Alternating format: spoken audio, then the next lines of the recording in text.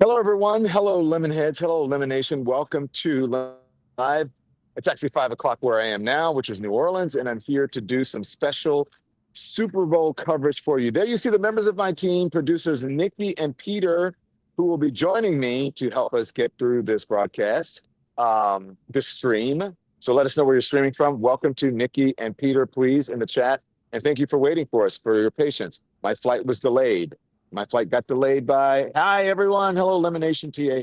My flight got delayed by 3 hours, so I ran over to a different airport in in New York, to actually make it here at this time. So we're glad you could join us. We have a very big show for you. Interesting news, and I'll call it breaking news, because a former member of of Elon Musk's Doge group has been forced to resign because of racist tweets. And not just any member. This is the one who is most important to the Doge project and getting the information, the government information that is needed. So there it is. A staffer resigns over his racist post. We're going to talk about that.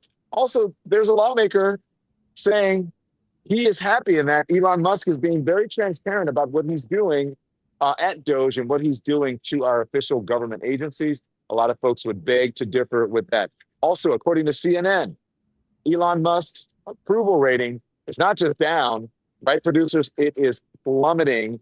And they are saying, their words, not ours, is that Americans are growing tired of Elon Musk. And here's a new one for you that I think you guys will find interesting. Remember, it was supposedly Hamas that USAID and the Biden administration, they were supposedly giving condoms to, I think at first it was $10 million, then it was $50 million, then it was $75 million, and then 100, yeah. And now, according to this lawmaker, it is now the Taliban that is getting $50 million in condoms.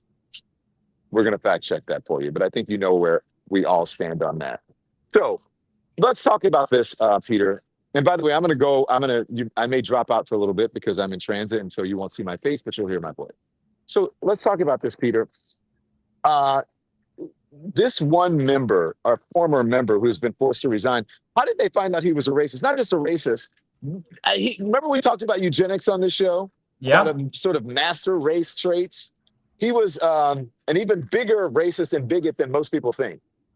Absolutely. And this is why you should always delete your tweets, or just don't be on Twitter at all, because it's a recipe for disaster. Nikki, if you don't mind, I don't know if Don just hopped off. Maybe he'll join us. Here. I think he's here, just in voice. Yeah. Excellent. I will read just a bit from the Wall Street Journal reporting, which is interesting. You'd think that Rupert Murdoch's Wall Street Journal would not be in the habit of breaking news about Trump and Doge when it's extremely damaging, but it was in the Wall Street Journal. Quoting here, a staffer for Elon Musk's Department of Government Efficiency, whose access to U.S. Treasury payment systems was approved by a federal judge on Thursday, has links to a deleted social media account that advocated for racism and eugenics. The 25-year-old employee, Marco Ilez, resigned Thursday after the Wall Street Journal asked the White House about his connection to the account. The deleted profile associated with Ilez, who was embedded in the Treasury Department to carry out efficiency measures, advocated repealing the Civil Rights Act and backed a, quote, eugenic immigration policy in the weeks before President Trump was inaugurated. Quoting again, "You could not pay me to marry outside of my ethnicity," the account wrote on Twitter in September, according to a Wall Street Journal review of the archived posts. Quote, "Normalize Indian hate." Yeah. The account. Now this is Peter. Let me jump in here, because remember when I went off on all of these, when I called them MAGA brains and that they were effing stupid and all of that? Do you remember the reason I went off on it is because they were being so racist about Indian Americans, and I don't mean like Native Americans. It was Indian people from India, like Vivek Ramaswamy or Nikki Haley, and so they were being very racist about that. And I said, "You're just figuring that out? You guys are totally just figuring out how racist they are?" What's interesting, Don, I totally agree with you. But when we had that conversation, when all of that was unfolding, our impression was that it was the Silicon Valley billionaire tech bros who were in favor of the H-1B visas and in favor of high-skilled immigration.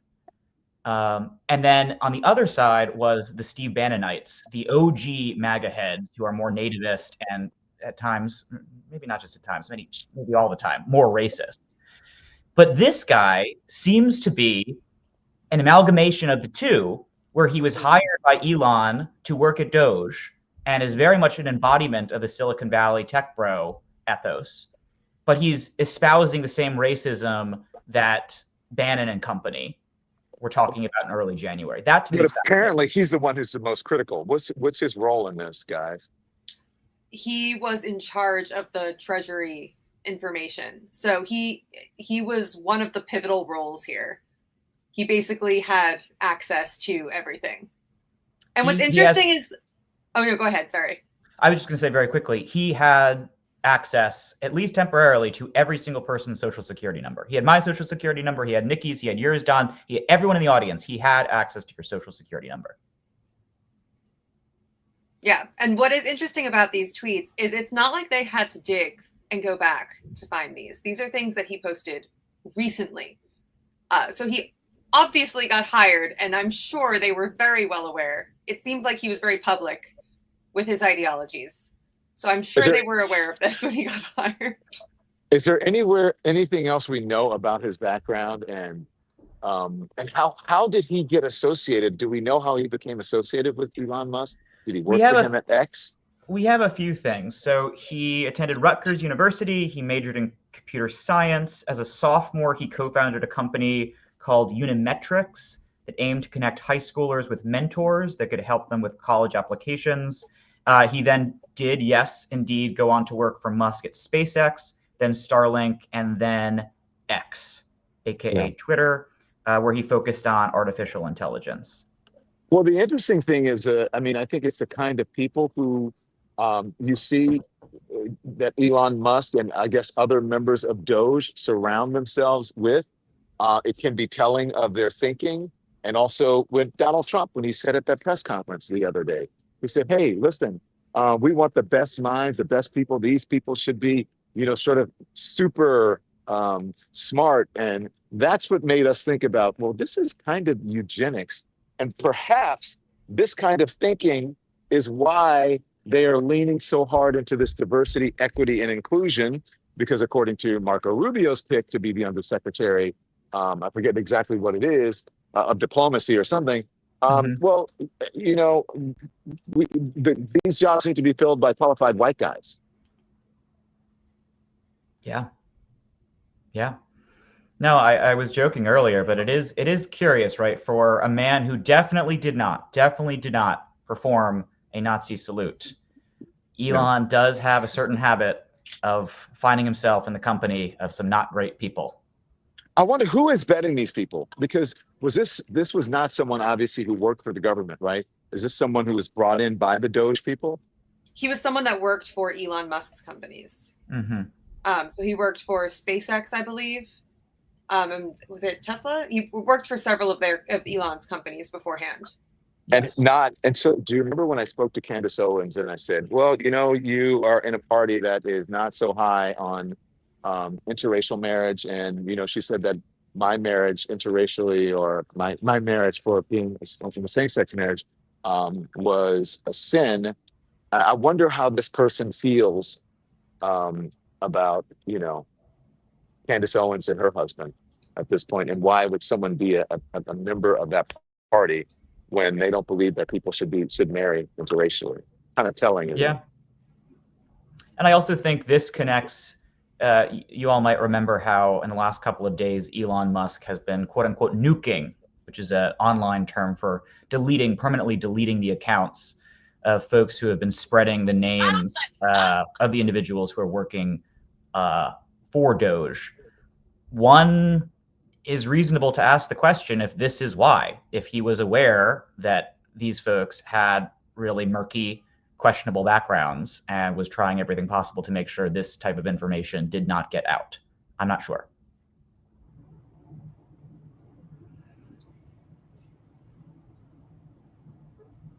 Did we lose Don? I don't think so. Don, are you there? In that case, why don't we, Andy, if you don't mind, can we hit up that CNN report about Elon's favorability? And let's see what all of these late-breaking developments are doing for his perception across America.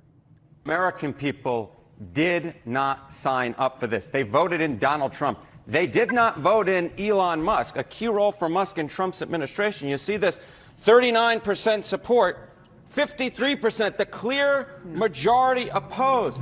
They don't want this. The American people don't want this. No, no, no. Just 36% of independents support the idea of Elon Musk having a key role in the Trump administration. So the bottom line, when it comes to all of this and Elon Musk being everywhere, it seems, in the federal government, trying to trim down the federal deficit, the American folks, simply put, do not want Elon Musk having a key role in the Trump administration. Even though he has a very key role at this point. How has his own popularity sort of been impacted by this? Because if you go on Twitter or X, which he now owns, you would think he is the king of kings. He may be the king of X or Twitter, but he ain't the king of the United States of America. And if he were the king, he'd be a very unpopular king.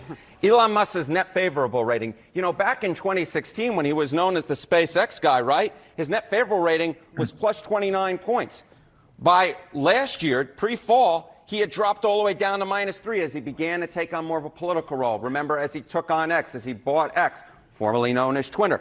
Now look in 2025. Whoa, the bottom has fallen out, minus 11 points. And it should be noted that Donald Trump's own net favorable rating is closer to about a net 0. So Elon Musk at this particular point is far more unpopular than Donald Trump is, who is at the apex of his popularity. In fact, what we see with Elon Musk is he is at the trough of his popularity.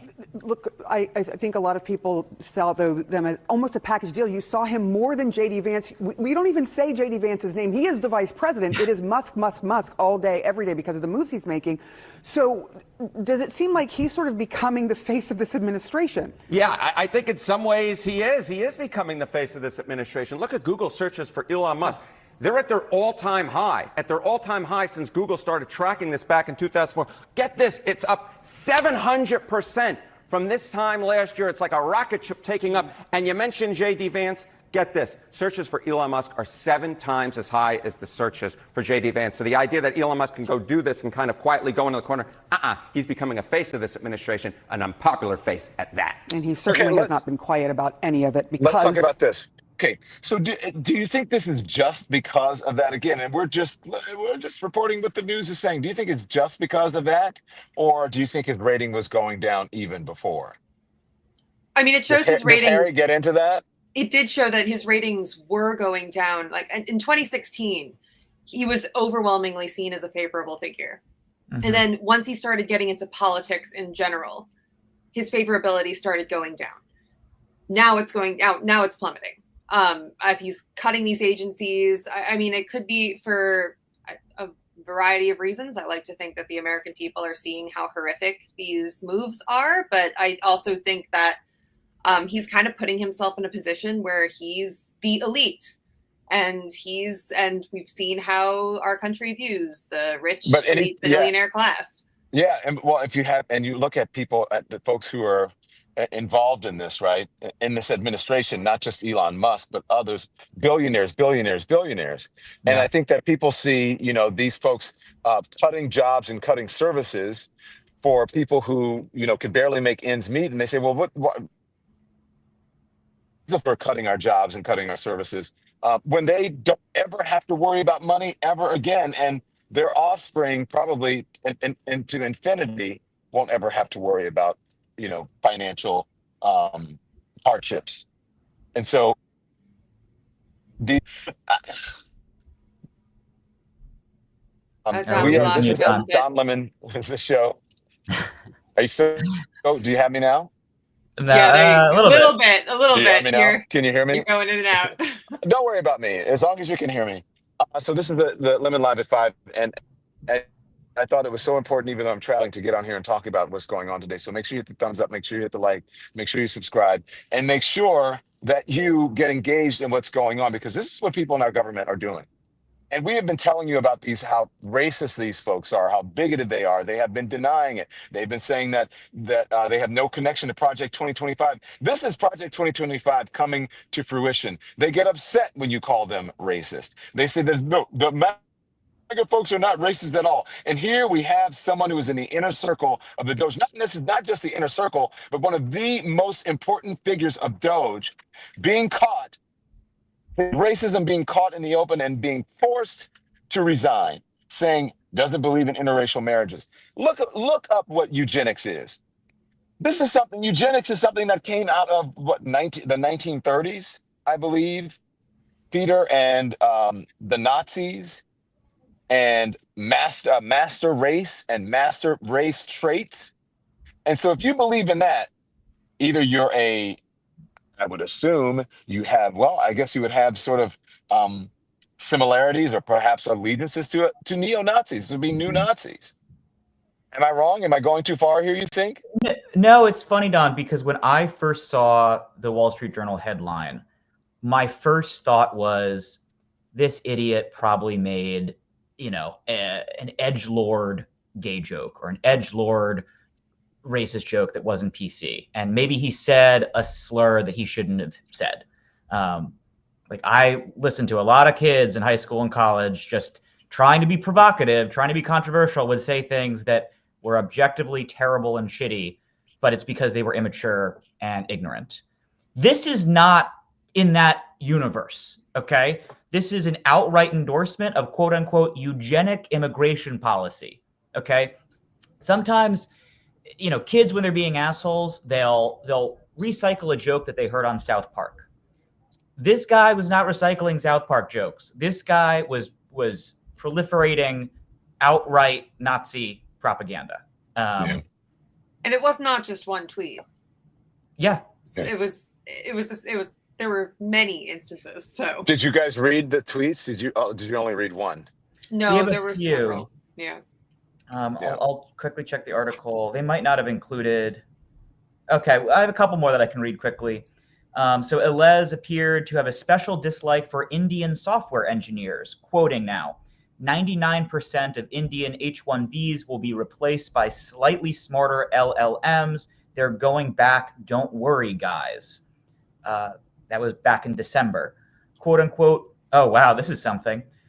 Elez posted, quote, just for the record, I was racist before it was cool. Posted last July. That's the one I was thinking of, yeah. My oh my. I was racist before it was cool. So now is it cool now to be racist? Jesus, can I read one more, Don? This one's something else. Go for it. In June, the user weighed in on the conflict in the Middle East, offering some sympathy for Israel, but also posting, quote, I would not mind at all if Gaza and Israel were both wiped off the face of the earth. That is Elez, former member of Doge. Dale Shand, you're right. Wow. What do you guys think? And we want to know what you think in the chat. In the meantime, there is a Congressman, James Comer, right, who is coming to the Doge's defense and Elon Musk's defense as saying that they're being very transparent, he believes, in what they're doing. Apparently, if I heard on, I think it was a Bulwark, that there were some 200 posts a day allegedly reportedly by Elon Musk. But here's James Comer on one of the cable channels. I think he was on Fox News with John Roberts talking about the supposed transparency of the Doge team. Here it is. Ironic that they keep referring to Elon Musk as an unelected bureaucrat or whatever their terminology is they're using. When they've stood silent over the past 4 years when unelected bureaucrats have seemingly been running our country. They've been operating their agencies without any oversight, without any accountability, and they've been doing what they wanted to do, whether it was letting employees work from home or enacting policy like forgiving student loan debt when clearly the law didn't state that. I support what Elon Musk is doing. He's being very transparent with the American people. He's tweeting out multiple tweets per hour saying what his goals are, and I think it's what the American people want. Yeah, well, I guess. It's what the American people want. He's being very transparent with the American people. But we heard those workers this morning. And those workers this morning are saying there's no transparency from the folks at Doge as to what they're doing for the actual people who work there. They may be getting tweets up. They may be putting posts up. Transparency is telling what you're doing, why you're doing it, and ensuring the American people nothing nefarious is going on. That's right, Kev. But he's telling the American people maybe, or tweeting it out, when the folks inside the house, the calls should be coming from inside the house. The calls are coming from outside the house. So I guess the folks who work for the government, who work for USAID, they have to go on Twitter to find out what is happening to them. Does that make sense to you guys? Producers? No, it doesn't. And No. It's particularly galling for Comer to make this statement on today of all days, when we just got reporting that Musk has informed Doge employees to stop communicating over Slack because a lawyer informed him that Slack communications are subject to FOIA, Freedom of Information Acts, which is to say that the public would be able to gain access to what they're saying over Slack. Literally just today, we learned that Musk is trying to end that, or already has ended that. So the idea, it actually does remind me of Trump in a certain way, where because he's so bombastic, because he is so transgressive and says things that other people won't say, a lot of Americans interpret that as honesty, interpret that as candor, when no, he's just kind of a transgressive ass, and he lies through his teeth. Similar with Musk, who, sure, maybe he posts 200 times a day, but that doesn't mean that he's actually transparent. You have to look at the reporting, look at his actions outside of just the deranged posting. The man is anything but transparent. And like, just going off of that FOIA point that you made, Peter, Doge itself doesn't have to comply with FOIA. Whereas a lot of government agencies do. I believe I saw recently some Democratic lawmakers were introducing a bill to open Doge up to FOIA. But as it stands now, they do not have to be transparent.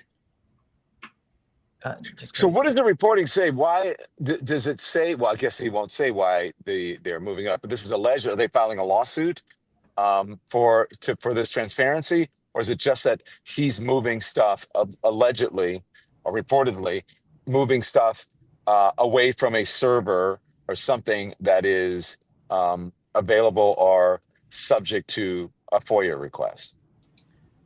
I mean, it's hard to say. Sorry, Nikki, go ahead. Oh yeah, the motivations behind it, we can only speculate, but what he is doing is moving stuff off of, he wants to move his company away from Slack simply because Slack can be subject to FOIA. Which he's taking preemptive action to make sure that no one can have access to this information. Sorry, Don, very quickly, but it's very Stringer Bell from The Wire. The idea that everything is only ever spoken, nothing is written down. When you're involved in a criminal conspiracy, in The Wire, to be clear, you don't have paper records. You don't have emails. You just say something to someone and then they do it. And so it is curious to me why Doge would not want to have any of their communication subject to FOIA. Can you guys put up that Devon was up with a tweet, and when Devon was saying that they really are supposed to have no power. Okay, this is don't get me wrong. Some of the stuff that the Trump administration is doing is illegal, and it's not supposed to happen. And they are filing lawsuits saying that it is illegal, and there are judges who are blocking some of this stuff. Devon is saying they shouldn't have any power without Congress. This is supposed to be Congress's role, and they're bypassing Congress. But there's reporting today that even though the judge said, you guys, this Doge team cannot do this, Donald Trump, your administration cannot do this, you cannot stop these funds. There's reporting today that the Trump folks are ignoring that, and there are agencies that are not getting their money because that money has been blocked. Yeah, Andy, do you mind bringing up that one full screen? Sorry, which one is it? It's about the medical organizations that are not getting their grant funding. I think it's community health centers shutting down. That's what it's labeled in the... So this community health center has to shut down because they have made a rash decision. Oh, it's not just that one, they to want be to. clear. It's all over. It's Go throughout on. across multiple states. What does it say? Nikki, you want to take it? Sure. This is from Allie Rogan on Twitter. She says that federally funded community health centers in at least 5 states are or were unable to draw down their grant funding. So far they know of Virginia, Vermont, Montana, and I believe Minnesota. It says now some are able to access them now, but still some can't. So Trump is continuing with this block. I'd also add, sorry, Don, go ahead. Go ahead, Peter. Don't worry. We have additional reporting from earlier today. Sam Stein put out a piece in the Bulwark noting that this is not just community health centers, but it's a host of different organizations that all receive grant funding from USAID. PEPFAR programs are reportedly still not receiving funding. Head Start says 63 grant recipients have had issues with getting their funds. Refugee aid groups in the US say that it can't get money. NIH applicants have grants in limbo. Climate and infrastructure grants have been frozen. And again, I just want to reiterate, a court placed an injunction on this freeze. This should not be happening. Clearly what Trump is saying, or at least ostensibly what Trump is doing, is saying, okay, cute. The court's placed a freeze. Let's see them enforce it. I'm going to keep this going. Because blatant disregard for the law. A blatant disregard for the law and from a judge's orders, which is quite interesting because who will face the consequences? What they will do is he will say, right, and the Supreme Court will back him up. These are the times that we're in. He will say that I was acting in my official capacity as president of the United States. Yeah. And then if someone is charged in his administration, some underling, what is he going to do? Pardon them. He's going to pardon them. So he doesn't care. So when we have been shouting from the rooftops, saying our democracy is at stake, that Donald Trump doesn't care about democracy, this is what we're talking about. But for folks who've been saying, well, no one is above the law. Not true. Donald Trump is above the law right now. And I'm sure that angers a lot of people. He's above the law, and the people who work for him are above the law now because he can break it. He'll say it's official capacity as president of the United States. The Supreme Court will back him up, and then he will pardon anyone who carries out his orders. Is our democracy over? That's the real question. Is our democracy over? Will we ever have another free and fair election again? If this continues, and I said this to you, Peter, yeah, and you disagree with me. I said this to you this morning, that I believe if this continues, that the American people are going to get sick of it. And I hope so. And this will be the last Republican president of our lifetime. If our democracy can hold until the end of his presidency. But look, it's only been 2 weeks. That's imagine a long time. It's a long time.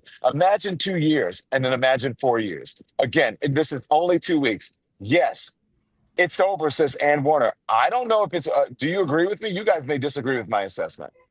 Lucy says probably not. Is our democracy over? Oh, yes. I think she's saying our democracy is over. It's over, Don. That's what they're saying. Teresa Garcia says democracy is definitely dying. I think it is not slowly withering on the vine. I think it is withering on the vine. Unless lawmakers get out there and do what I have been saying, they have to use Donald Trump's own tactics. They've got to just bombard the courts, bombard them with lawsuits to postpone, to hold all of this up. And I don't think that the American people will be so upset by it. And they're going to say they're spending a lot of money holding these frivolous lawsuits up. They're spending your money. I don't care. Spend the money. Hold up the lawsuits because our democracy is at stake. Your money is at stake. And your families, the trajectory of our country is at stake. All of these things that are important to our American values and our American ideals are at stake. Your private information, your social security, the bank, who you communicate with, all of those things I believe, on the servers and part of the information that this Doge group is getting. Now they're saying that they gave was this guy who was he part of the people that they wanted to give read access to rather than write, or was he a Yes. write access person? No one had write access, but he did have read access. And these are the people who have this racist person. This person who does not believe in interracial marriage. This person who mocks Indian American people, immigrants to this country, has access to your information, is not an elected official. His only experience is working at tech companies and working at Tesla or SpaceX or whatever it is, or working for Elon Musk.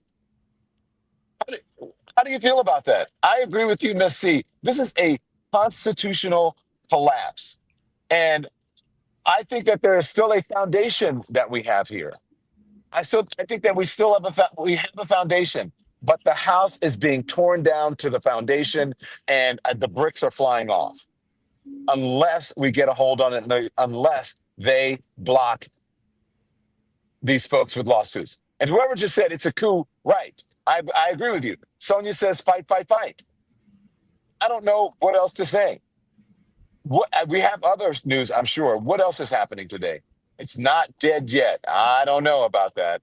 I mean, the Democrats did hold a filibuster last night. They tried. It was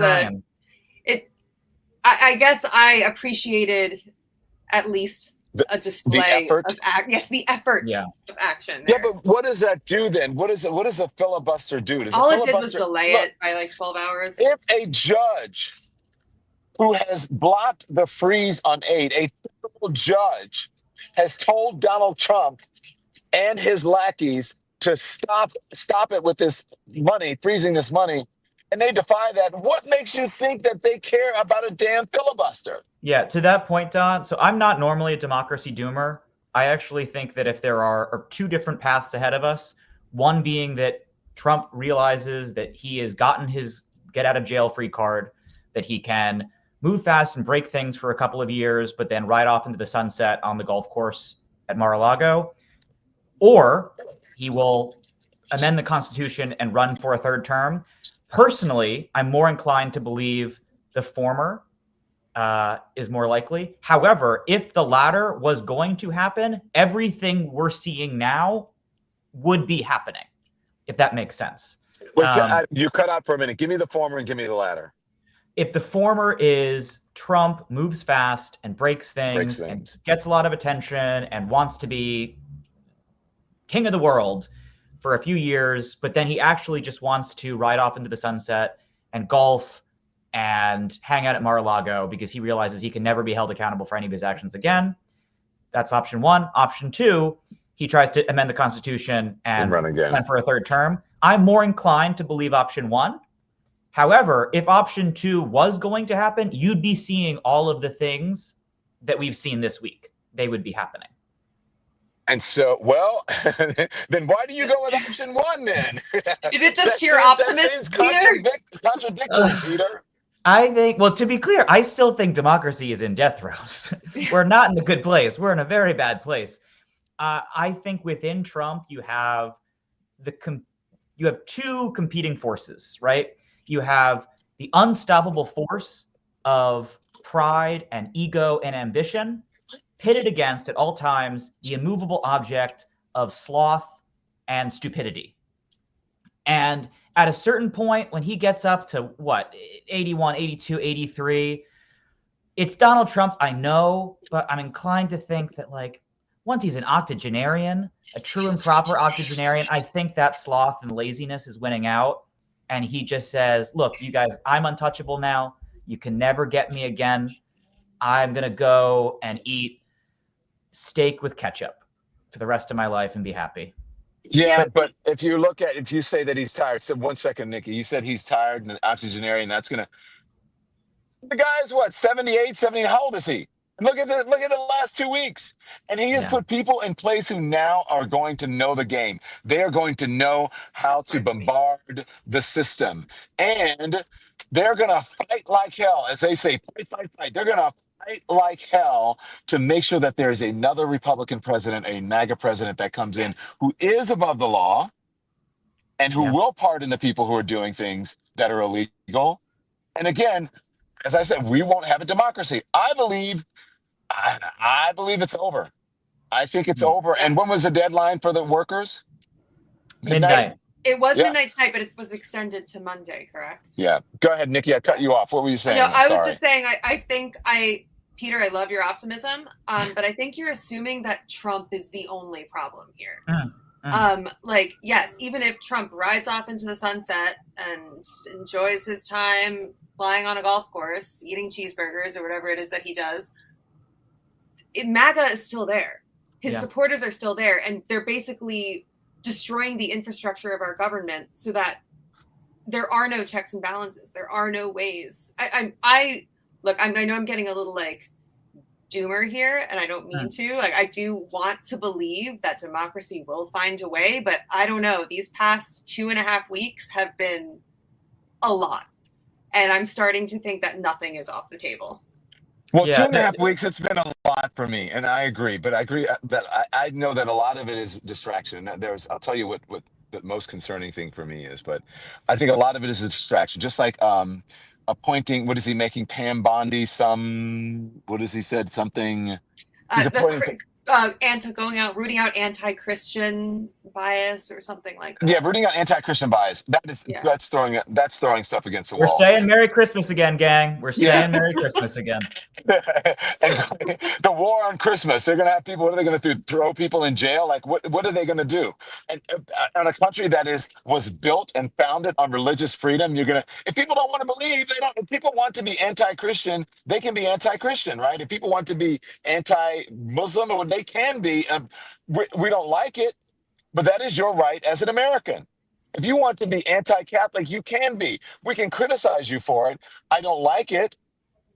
You have the right to express yourself, as long as you're not as you're not putting other people in harm, as long as you're not threatening people with violence. You have the right to be able to do that. So I'm a Christian, but I can be anti-Christian if I want, but I don't have the right to hurt people.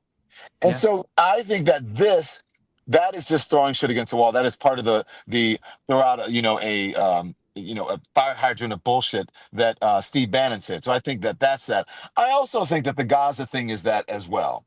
Unless somehow they finagle themselves in there and Jared Kushner gets control of that beachside property, and then it does become the Riviera of the Middle East. And that means all of those people who are there, all those people who don't have money, all of those people who lost their family, they're going to be kicked out. And Donald Trump proposing that is what? Akin to ethnic cleansing, if not ethnic cleansing itself. So I believe that is a distraction. There are lots of things in this that are distractions, but the defying a federal judge, the scenario that I just put into place is really what is bothersome, and we should all be afraid, because he's going to keep doing it. It is my position. I was doing it, acting as a president of the United States, and anyone who was helping or doing it on my behalf will be pardoned, because they were doing it in their capacity to help the president of the United States. That's the one that bothers me and I'm afraid of the most. Yeah.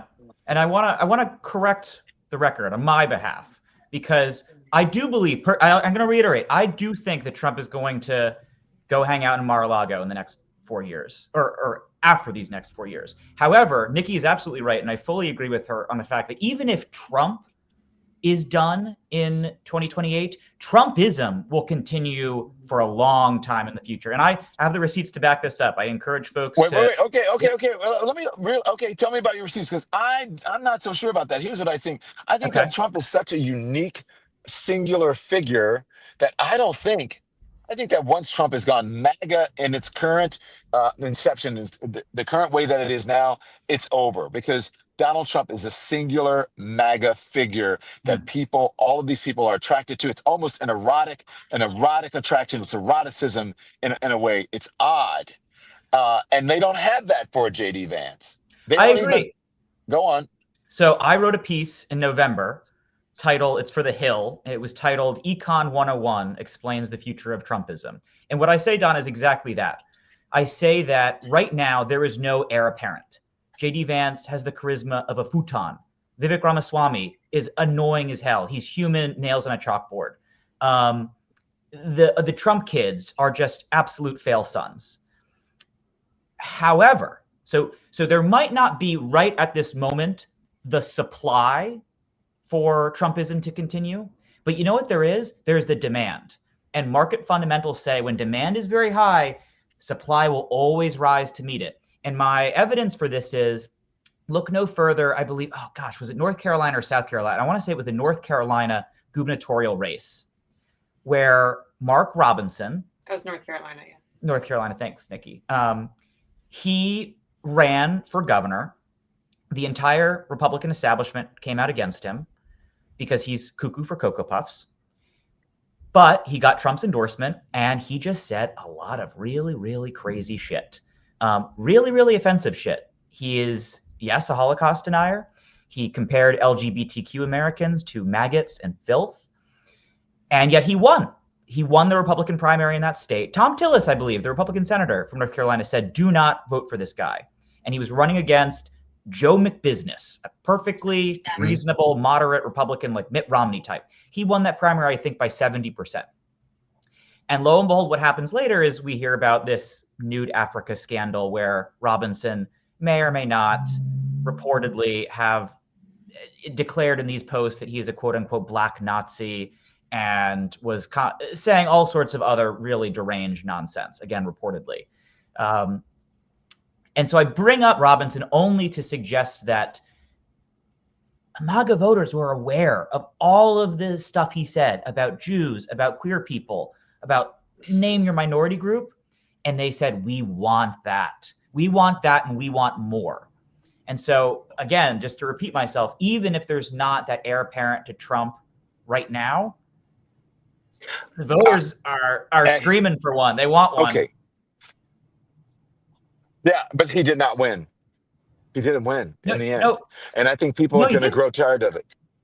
He did. You're sorry. He won the primary. Yeah, he won the primary, but he did not win.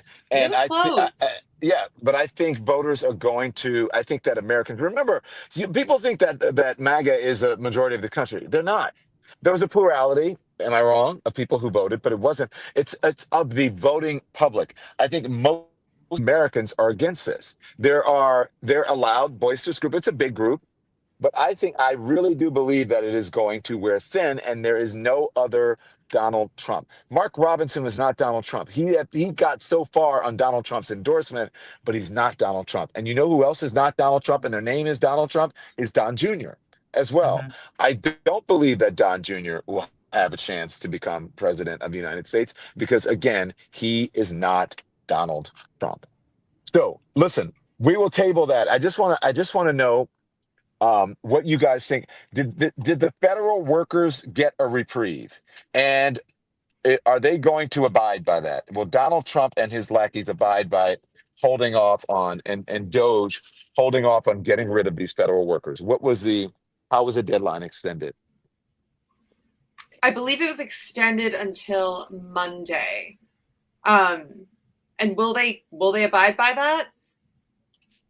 Yeah, probably I don't know. Not. I just, from what we're seeing so far, laws don't seem to matter. Laws only matter if they're enforced.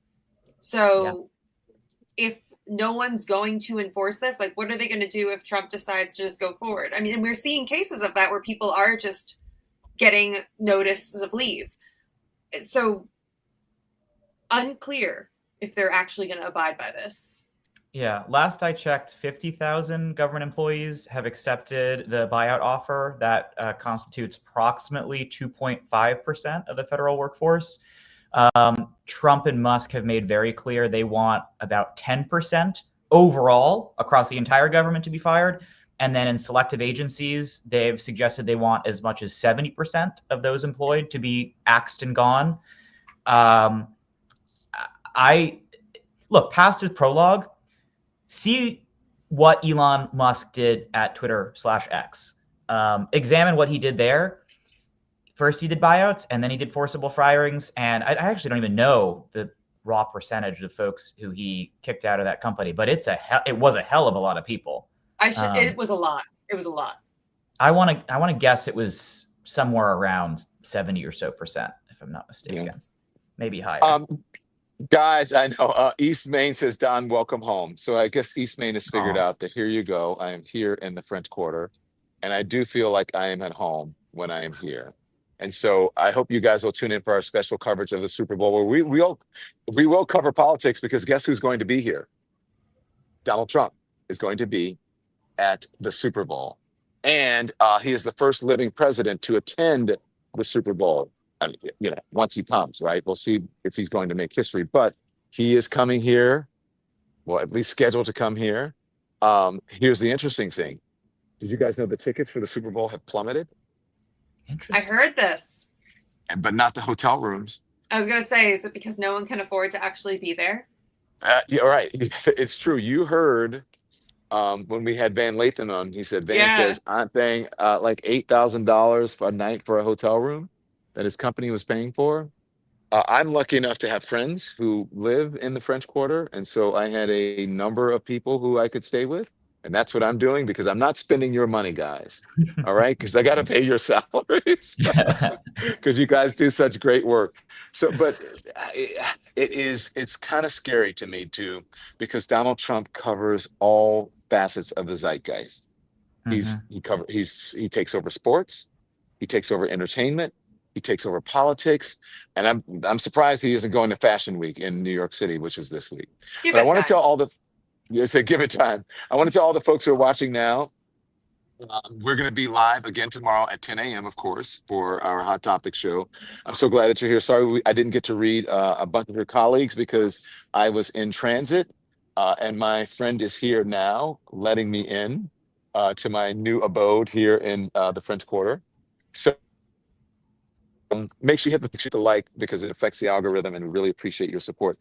And all of the new members who we have, thank you so much for supporting us. We are growing very quickly, and folks are happy to be part of this elimination. So thank you so much, everyone. Members only live show. Oh, I have a members only live show next. Yes, so for our lemon heads and lemon legends. I've got a private stream next. Can I show you on the live stream?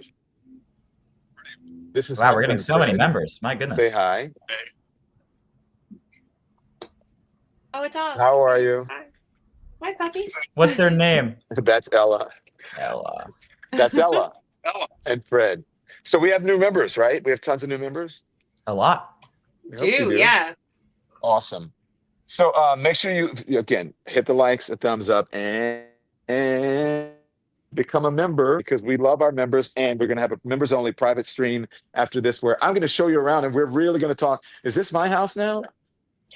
I got a fabulous new house, guys. It is so New Orleans. It's got a fireplace. It's amazing. Isn't it cool? So anyways, so thank you guys for joining. You guys want to hang out? Did we get to all the subjects, that all the important stuff? Oh, we still got more stuff. But what do we have? We can do it for the members only. Okay, let's do it for the members only. Yeah. So if you're a member, stay on, and you will be directly, it'll reroute you, right? Yes. And all right. I'm going to have to just hop off to set up the stream, but we'll get you there. Okay, everybody. Thank you, Lemonheads. Thank you, Lemonation. We appreciate your support. I'll see you tomorrow morning for the folks who are not members at 10 a.m. on our Hot Topic show. And now on to the private members show. So I love you for watching. Thanks everyone for watching. Your support means the world to us. So make sure you hit the like button and you subscribe to our channel to make sure that you never ever miss a video. We're live every day, 10 a.m. Eastern time. We drop even more content at 2 p.m. Eastern and 5 p.m. Eastern. And if you want more Don Lemon Show content, we'd love for you to become a member of the Lemon community, where you will receive access to special community posts. You'll get exclusive content and members only live shows. So head over to our channel page or click the join button on this video. Again, thank you for watching. We appreciate your love and your support,